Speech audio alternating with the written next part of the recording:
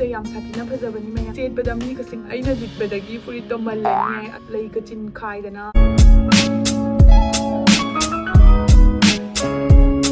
Hello ꯃꯌꯥꯝꯕꯗ ꯃꯣꯏꯒꯤ ꯆꯦꯅꯦꯜꯗ ꯇꯔꯥꯝꯅ ꯑꯣꯛꯆꯔꯤ ꯑꯗꯣ ꯑꯩꯒꯤ ꯃꯦꯔꯤꯒꯣꯜ ꯀ꯭ꯂꯣꯊꯤꯡ ꯁ꯭ꯇꯣꯔꯗꯒꯤ ꯃꯌꯥꯝꯅ ꯄꯣꯠꯆꯩ ꯂꯩꯕꯤꯕꯒꯤꯗꯃꯛꯇ ꯑꯍꯥꯟꯕꯃꯛꯇ ꯃꯌꯥꯝ ꯄꯨꯝꯅꯃꯛꯄꯨ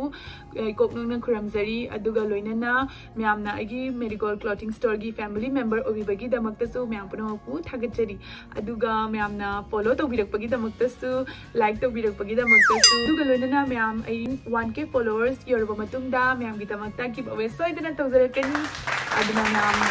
follow sat tausanbiro ataisu tausanbiro aduga 1K se yohalasiba 1K yohalaba matungda ai myam gidamakta gift soidana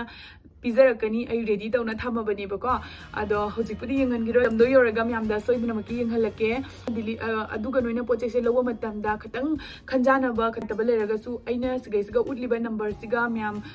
di message tobiyo Instagram paibidaba mi yawbiragadi ba so biro WhatsApp ta ma'am पुनमक्ति WhatsApp ती पाइने दनाको अदना WhatsApp ता तोबिरो अदुगा phone दी तौबा यादेको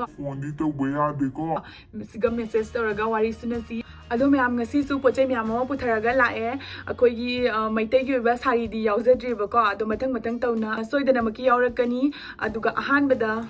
अखोइगी कैनोदा लाएबको सिदा येंगो ma'am हौजे हौजे नुपी मचाना यामना चनरिबा अखोइगी मथक्ता style तौरगा अखोइगी high neck की मथक्ता लिटपदा याम फजदोइनी कांदी नुपी मचांगदी खंगमगनीबको सिगी फुरिचिगा करम स्टाइल तौरगा कमाई फजनी हैना अदो आइसु मैम उरे दो सिसे यामना फजबनी मैम इसे मागी प्राइस तो आई मेंशन तौजरमगे साइट दो मागी फीस सु यामना फैबको माई क्वालिटी से यामना फै जामना थाई अदुगा नोइना आदि सेलगा लुमदबसु लेरे पोचे खगी अलुमिनेबको यांगना ऑर्डर तो सनबियो यांगना आउट ऑफ स्टॉक ओइगरनीबको सिदै सिदा मचु अनिख असगा मेरून अमा लेरे दनको अदुगा सिदा ब्लैक कलर गे अमागा लेरे सिसे याम फजदोइनी मैम सु येंगबियो फीसुसु यामना फैयबको हाइदि फीसे थाथा लाउना अखोइगी फिपाबदो तौदेबा पोचे अफबा पोनी ना उरकांदा सु खंगनी पोचे याम साथिना फै मोनसु मोली साथिना फजबनी अदो सिदा लेरे सिगी मयामना दुम चिंगनाबा लेरगसु आई मयामदा वाहि सिंदुबुदी खरा मयामदा दुम हाइजरकेबको अखोइना थारक्तोइचे DTDC दगी थारक्तोइनी अदुगा यादबा तारगना इंडिया पोस्ट दगी थाजरकनीबको अदुगा मथंगदा अमुक आइना उचरक्तोइसिना मखुदांग खरा यावबिदा सिदा येंगो सिसु यामना फजबनी फीसे लुमलुमगा लाउरदना को खोइ लेदना को हिदी पोट से पाइबा मतम द लुमलुम लाउरदना खोगी कई हाइनी लिटपदगा कयाम फजै खंगाबा नोइ लिटला कांदा खंगनी याम साथिना फजै म्याम सि जेंगबियो अदो फीसु यामना फै अदुगा अलंगलंगबकासु खतंग खतंग काए अदुगा ब्लैक से एनी ड्रेस कसु चाना दोनी सिसे नोइना ब्लाउज टाइप ता सेट केसु यारे अदुगा क्रॉप टॉप ता कोई जींस की मथक ता सेलगसु याम फजगदबनी अदुगा सितंग ओइना फनेक मथक ता सिंगल ओइना सेलगसु यामना फजगदब टॉप नेबको एसे यामना अफबा क्वालिटी की नतनी अदुना नोइना हयेंग पैसा पिथोक लोरगसु नुंगाइतबा करिम ओइरोयबको याम साथिना पामे अयोइना बु पामे सिगा ब्लैक ता अमा लेरेदना को पिंकी ता अमागा ले असि मचु से क्याम फजै जिंगु मैम खुबजामा फजै मी ngौथोपी मचुदुनी को सिसे कोइ अमा लेट्राने पिंक कोइराइना कनो तो संदो दुनते सिसे मी ngौथोपा मचुदुनी बको सिदि आई पैसा लैका चिन खाइदना तौजरबनी ma'am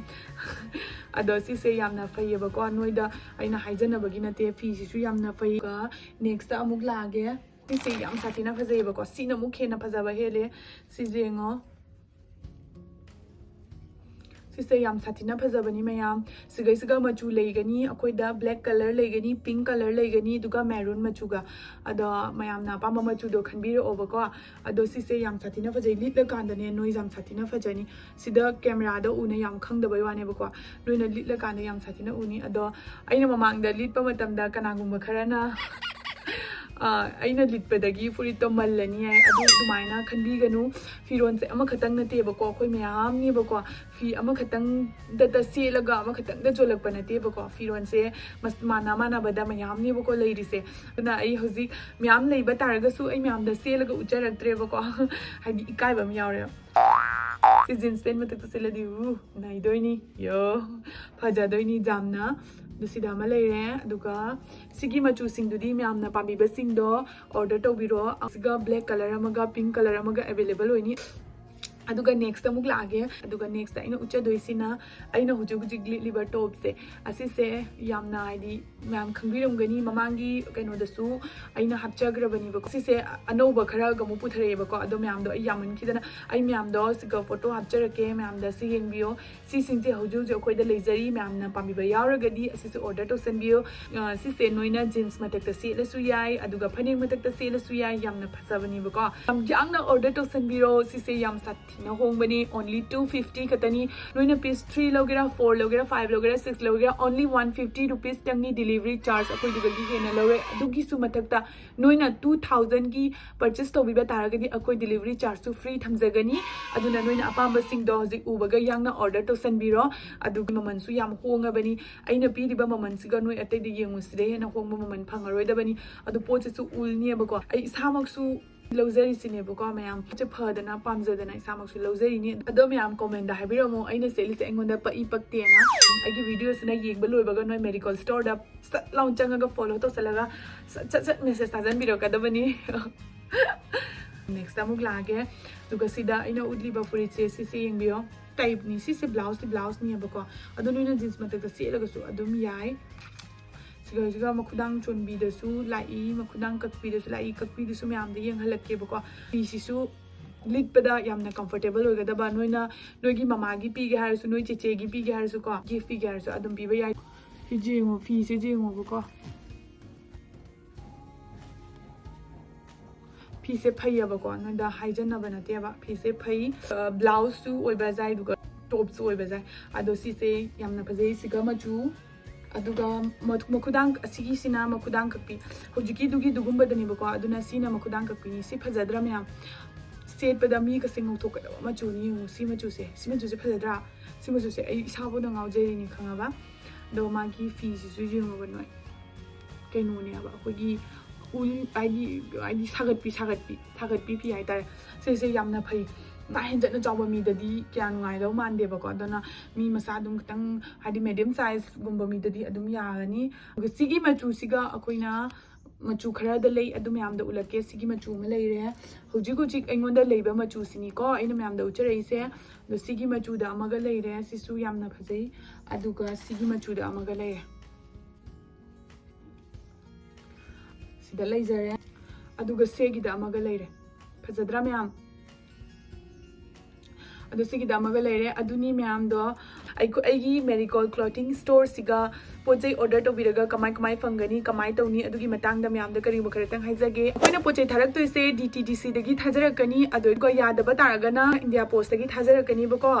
ado akogi pojai ngese akoi nauna tawjabani na prepaid only tawjai aduga delivery charge na 150 noina pojai myam lorasu likna lorasu adum delivery charge se 150 da lakani bako